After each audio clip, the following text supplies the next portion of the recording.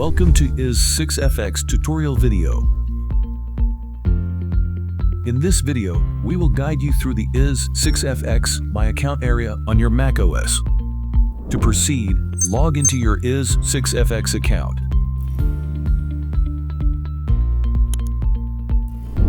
After that, click on your name at the top right corner of the menu. To navigate the account area, click on Account Information. You will see the account area.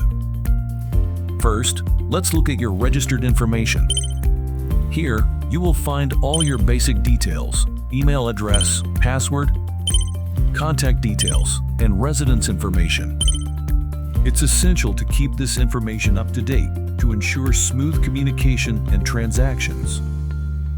If you need to update any details, simply click on the Change button, make your changes, and save them.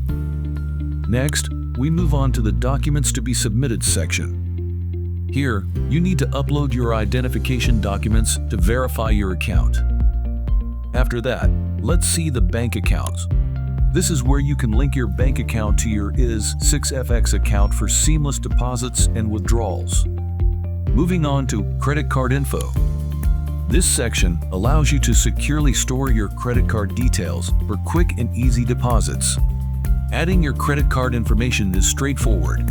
Enter your card details and rest assured that all data is encrypted and secured with two-factor authentication.